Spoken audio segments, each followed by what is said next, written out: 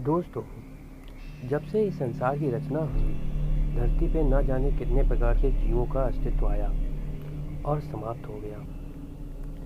कुछ ऐसे जीव थे जो इंसानों की तरह दिखते थे, पर वह अवैचारिक होने के कारण उनका निवास स्थान सामाजिक स्तर में नहीं रहा और वह जंगल की ओर भाग गए और वहाँ पर ही उन्होंने अपना स्थायी निवास बना लिया।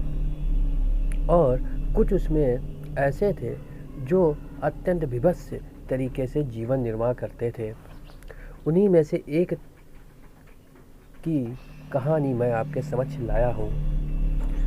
यह एक शंखनी नाम की महिला की तरह दिखने वाली अत्यंत भयानक स्त्री थी, जो एक पुरुष द्वारा किसी विचित्र जीव के संसर्ग करने से उत्पन्न हुई थी। इसका जीवन जंगल में ही व्यतीत हुआ और यह अपनी यौन इच्छाओं की पूर्ति के लिए मनुष्य नवयुवकों का शिकार करती थी और उन से अपनी इच्छा पूर्ति कराने के बाद उनको मार देती थी। यह कहानी 1990 की दशक की है। उस समय कॉलेज के कैंप में रोहन और उसके साथी गए हुए थे। कॉलेज के कैंप एक सर्वखोरी के जंगल में लगा हुआ था। कॉलेज के कैंप में रोहन को जिज्ञासा हुई कि आओ जंगल की सैर करते हैं। उनके दोस्तों ने भी उसकी बात मान ली, पर 2 दोस्त तैयार हुए और 2 वापस आ गए और कहने लगे कि मैं नहीं जाऊंगा, मुझे डर लगता है। इसी तरीके 3 लोग जंगल की ओर चले गए और उन्होंने वहाँ पर जाकर देखा कि वहाँ पर अत्यंत बड़ी बड़ी गुफाएं हैं जो मनुष्यों के रहने के लायक लग रही थी। उन्होंने जिज्ञासावश उस गुफाओं के अंदर जाकर देखने की कोशिश की और सोचा कि शायद कोई पुरातन सभ्यता की खोज हमने कर ली है और जिससे हमारा नाम होगा। पर वहाँ पर गुफा के अंदर जाने से एक खाई नुमा गड्ढे में रोहन गिर जाता है। रोहन को बचाने के लिए उनके दोनों दोस्त काफ़ी प्रयास करते हैं, पर वह उसे निकाल नहीं पाते। अंततः वह मदद के लिए कैंप की ओर भागते हैं तथा इधर रोहन उस गड्ढे में इधर उधर देख रहा होता है। सभी ओर जाले लगे होते हैं तथा अत्यंत अंधकारनुमा गड्ढा बहुत विचित्र तरह की आवाज़ों से भरा होता है, जो जीवों की आवाज़ें होती हैं। तभी उसका पैर एक मानव खोपड़ी में पड़ता है, जिसको देखकर वह चकित हो जाता है और वह डरने लगता है। तभी थोड़ी देर बाद एक अजीब सी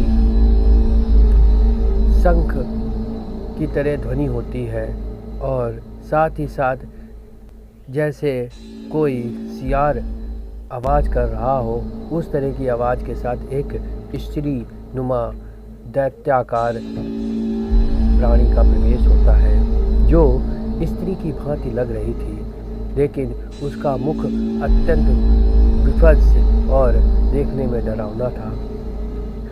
वह बोल नहीं पाती थी, लेकिन वह जब रोहन को देखती है और रोहन की नज़रें उस जानवर से मिलती है तो वह बेहोश होने की कगार में पहुंच जाता है। लेकिन कुछ ही देर बाद वह भागने के प्रयास में लग जाता है, लेकिन वह स्त्री अपने हाथों से रोहन को निकाल लेती है तथा निकालकर उसको देखती रहती है। थोड़ी देर बाद वह स्त्री अपनी लंबी जीभ्या से उस व्यक्ति को अर्थात रोहन को चाटना शुरू कर देती है। देखते ही देखते रोहन का सारा शरीर शिथिल हो जाता है, जैसे वह लकवाग्रस्त हो गया। उसका शरीर काम नहीं करता है। तब वह स्त्री उसे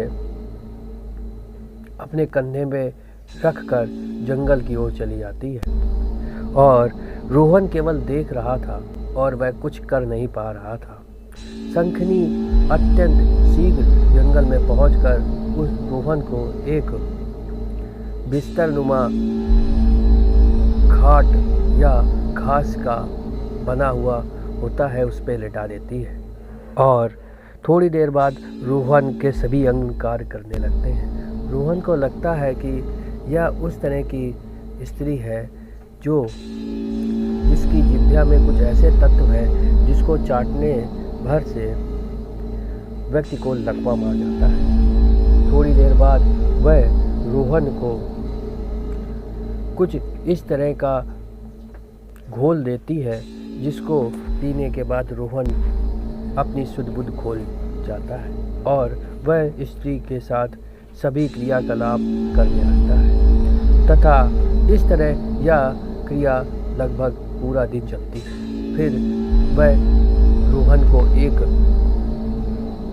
पेड़ की कड़ी में बांधकर चली जाती है और शाम को जब लौटती है तब रोहन के लिए कुछ कच्चा मांस और तरह तरह के फल लाती है। इसको रोहन भूख लगी होती है रोहन को, इसलिए वह खा लेता है। वह सोचता है कि मैं कहाँ फंस गया हूँ, लेकिन कुछ देर बाद स्त्री और शंखनी जो थी वह पुनः सहवास के लिए तैयार होती है और वह पूरा रोहन को कुछ ऐसा देती है जिससे रोहन बिखर जाता है और वह उसकी इच्छा अनुसार कार्य करने लगता है। कुछ देर ऐसे ही चलता रहा और रोहन बेहोश हो जाता है तथा यह क्रिया निरंतर 8 दिन तक चलती है और इसी तरह रोहन कुछ समय बाद एक निडल वस्तु के तरीके कोने में पड़ा रहता है। इधर इनके मित्र दोनों जो वापस आए थे उन्होंने देखा कि रोहन नहीं है। तब उसमें से एक मित्र ने यह कहा कि मैं रोहन को ढूंढ कर लाऊंगा, चाहे कुछ भी हो जाए। इस तरह वह रोहन को ढूंढने जंगल निकल जाता है और करीबन 8 महीने तक वह लोग रोज नियमित जंगल में जाकर रोहन को ढूंढते हैं, लेकिन रोहन का कुछ पता नहीं चलता। इधर रोहन एक वृद्ध की बात हो जाता है और केवल भोजन का कुछ ही पात्र ग्रहण कर पाता है और उसका शरीर मटमैला, गंदा और अत्यंत दुर्बल होने लगता है। इधर वह स्त्री नए नए शिकार करके अपने पास लाती रहती है। अब इसके दूसरी कड़ी में आप देखेंगे और सुनेंगे कि किस तरह वो दोनों मित्र रोहन को ढूंढ लेते हैं और उसके आगे की कहानी आप दूसरे भाग में सुनिएगा। आनंद लीजिएगा। धन्यवाद। तथा हमारे चैनल को ज़्यादा से ज़्यादा सब्सक्राइब करें और शेयर करें, जिससे हमारी रोचकता बढ़े और हम नई नई कहानियाँ आपके समक्ष लाते रहें, जिससे आप आनंद लेते रहें। धन्यवाद।